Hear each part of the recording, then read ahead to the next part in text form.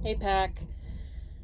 Okay, this is Dante's Inferno, Canto 14. So, let's see if I can even get in the mood for this because I was supposed to get most of this done for Halloween. I apologize, I did not. My wedding anniversary is near the end of not Halloween, but of October. And it just made things a little more difficult. But let's get to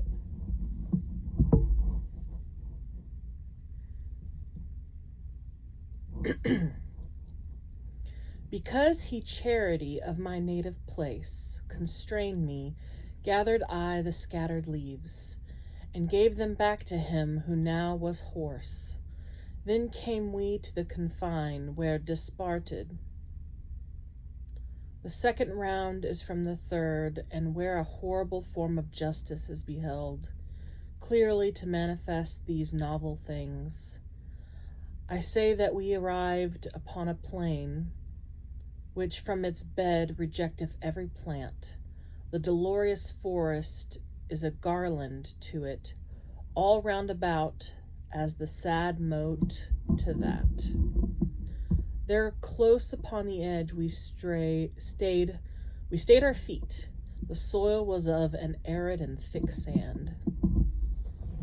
Sorry, forgot that when I use the mouse it makes a noise and makes this shake, so I'm very sorry.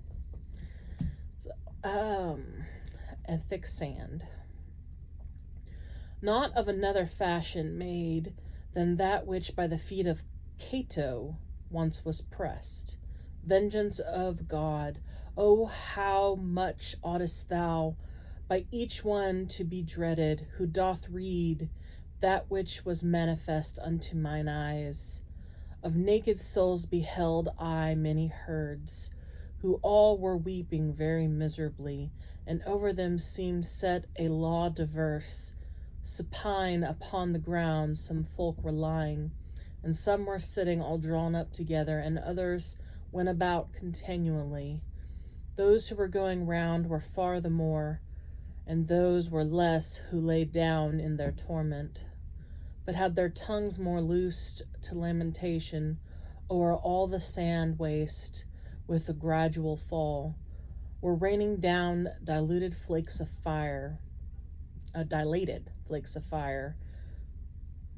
as of the snow on Alp without a wind, as Alexander in those torrid parts of India beheld upon his host flames fall unbroken till they reach the ground, whence he provided with his phalanxes to trample down the soil, because the vapor better extinguished was while it was single.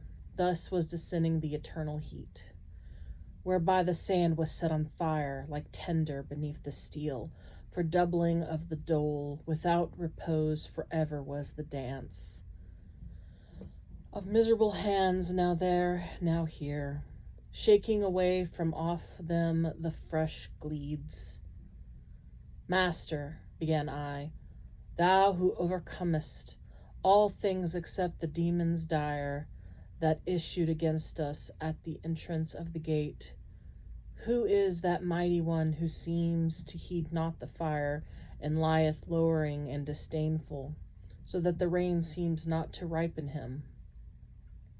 And he himself, who had become aware that I was questioning my guide about him, cried, such as I was living am I dead. I, Jove, should weary out his smith, from whom he seized in anger the sharp thunderbolt, wherewith upon the last day I was smitten. And if he wearied out by turns the others in Mangiabello at the swarthy forge, vociferating, help, good Vulcan, help, even as he did there at the fight of Phalegra, and shot his bolts at me with all his might, he would not have thereby a joyous vengeance. Then did my leader speak with such great force that I had never heard him speak so loud. O Capaneus, in that is not extinguished thine arrogance, thou punished art the more.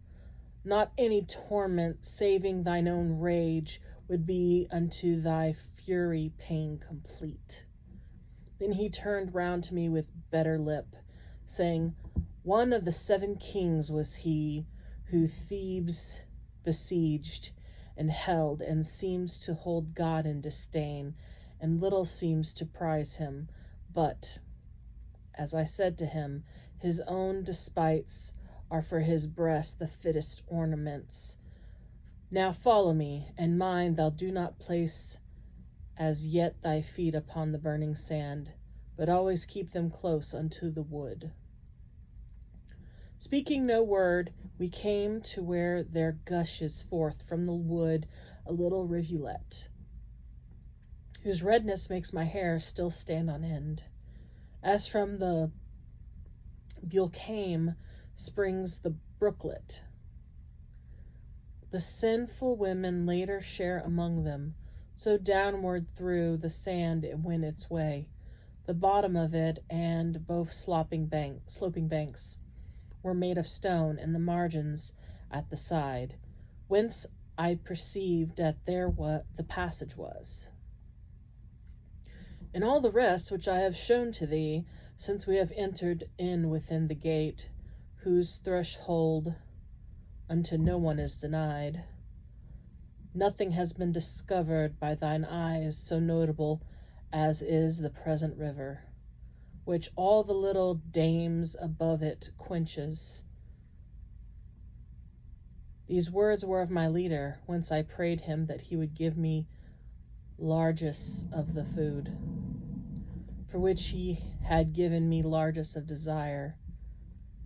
In the mid-sea there sits a wasteland, said he thereafterward, whose name is Crete, under whose king the world of old was chased.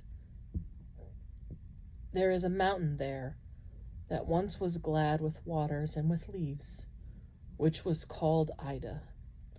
Now 'tis deserted as a thing worn out. Rhea once chose it for the faithful cradle of her own son. And to conceal him better, whence he cried, she there had clamorous made. A grand old man stands in the mount erect, who holds his shoulders turned towards Dametia, and looks at Rome as if it were his mirror. His head is fashioned of refined gold, and of pure silver are the arms and breast. Then he is brass as far down as the fork. From the point downward, all is chosen iron, save that the right foot is of kiln-baked clay. And more he stands on that than on the other. Each part except the gold is by a fissure, a sunder cleft that dripping is with tears, which gathered together perforate that cavern. From rock to rock they fall into this valley. Acheron, Styx, Phlegethon they form. The downward go along this narrow sluice, unto the point where is no more descending. They form Cocytus. What that pool may be, thou shalt behold, so here 'tis not narrated. And I to him, if so the present runnel doth take its rise in this way from our world, why only on this verge appears it to us? And he to me, thou knowest the place is round, and notwithstanding thou hast journeyed far, still to the left, descending to the bottom, thou hast not yet through all the circles turned. Therefore, if something new appears to us, it should not bring amazement to thy face. And I again, Master, where shall be found Lethe and Phlegethon? For of one thou art silent, and say if the other of this reign is made. In all thy questions truly thou dost please me, replied he, but the boiling of the red water might well solve one of them thou makest. Thou shalt see Leth, but outside this moat, there where the souls repair to lave themselves, when sin repented of has been removed. Then said he, it is time now to abandon the wood. Take heed that thou come after me. Away the margins make that are not burning, and over them all vapors are extinguished. Canto 15. Now bear us onward one of the hard margins, and so the brooklet's mist o'ershadow it. From fire it saves the water and the dikes, even as the Flemings twixt Cadsand and Burgess. Fearing the flood that toward them hurls itself, their bulwarks build to put the sea to flight. And as the Paduans along the Brenta do guard their villas and their villages, or ever Charentana feel the heat, in such similitude has those been made, albeit not so lofty nor so thick. Whoever he might be, the master made them. Now were we from the forest so remote, I could not have discovered where I was, even if backward I had turned myself. Then we, a company of souls, encountered.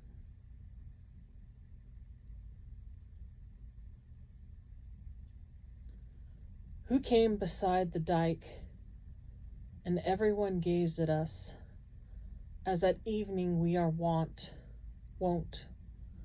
to each other under a new moon, and so towards us sharpened they their bows, as an old tailor at the needle's eyes.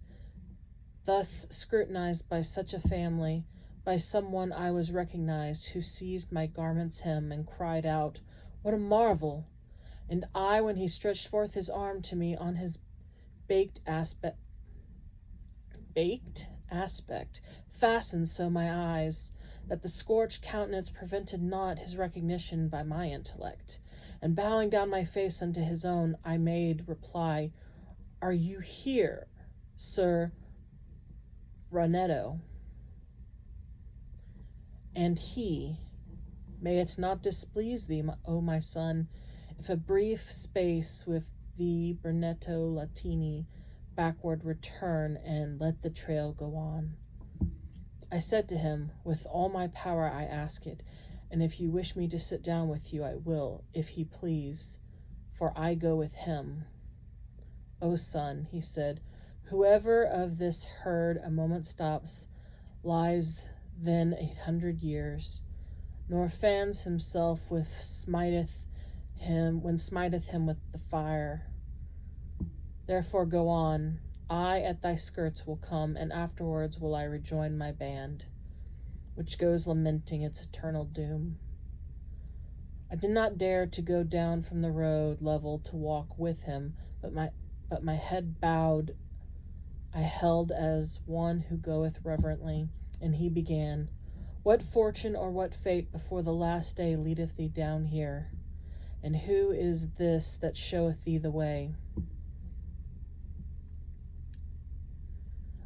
Up there above us in the life serene, I answered him. I lost me in a valley, wherever yet my age had been completed, but yestermorn I turned my back upon it. This one appeared to me, returning thither, and homeward leadeth me along this road, and he to me, if thou thy star do follow, thou canst not fail thee of a glorious port. If well I judged in the life beautiful, and if I had not died so prematurely, seeing heaven thus benignant unto thee, I would have given thee comfort in the work, but that ungrateful and malignant people, which of old time from the soul descended, and smacks still of the mountain and the granite, will make thyself for thy good deeds thy foe. And it is right, for among crabbed sorbs it ill befit the sweet fig to bear fruit. Old rumor in the world proclaims them blind, a people avaricious, envious, proud. Take heed that of their customs thou do cleanse thee. Thy fortune so much honor doth reserve thee. One party and the other shall be hungry for thee, but far from goat shall be the grass. Their litter, lest the beast of the soul make of themselves, nor let them touch the plant, if any still upon their dunghill rise, in which may yet revive the consecrated seed of those Romans who remained there when the nest of such great malice it became. If my entreaty wholly were fulfilled, replied I to him, not yet would you be in banishment from human nature placed, for in my mind is fixed and touches now my heart the dear and good paternal image of you, when in the world from hour to hour you taught me how a man becomes eternal, and how much I am grateful while I live, behooves that in my language be discerned. What you narrate of my career I write, and keep it to be glossed with other texts by a lady who can do it, if I reach her. This much will I have manifest to you, provided that my conscience do not chide me. For whatsoever fortune I am ready, such hansels is not new unto mine eyes. Therefore let fortune turn her wheel around as it may please her, and the churl his mattock. My master thereupon on his right cheek did backwards turn himself and looked at me, then said, He listeneth well who noteth it. Nor speaking less on that account, I go with Sir Renetto, and I ask who are his most known and most eminent companions. And he to me, To know of some as well, of others it were laudable to be silent. For short would be the time for so much speech, known them in some, that all of them were clerks and men of letters great and of great fame. In the world tainted with the self-same sin, Priskin goes yonder with that wretched crowd, and Francis of Accorso, and thou hadst seen there, if thou hadst had a hankering for such scruff. That one who by the servant of the servants from Arno was transferred to Bacalon, where he has left his sin-excited nerves. More would I say, but coming and discoursing can be no longer, for that I behold new smoke uprising yonder from the sand. A people comes with whom I may not be, commended unto thee by my tessero, in which I still live, and no more I ask. Then he turned around and seemed to be of those who at Verona run for the green mantle across the plain, and seemed to be among them the ones who wins and not the one who loses. Okay, well, there's a lot to that.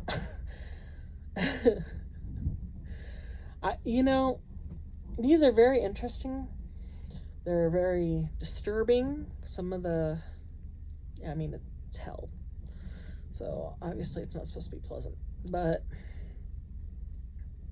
man, it leaves a lot to think about. But, like, subscribe, ring the bell, check out either, I don't know if it's at the beginning, the end, somewhere. There should be links to the playlist, so that if you come into this one and hadn't seen any of the others, you can go back.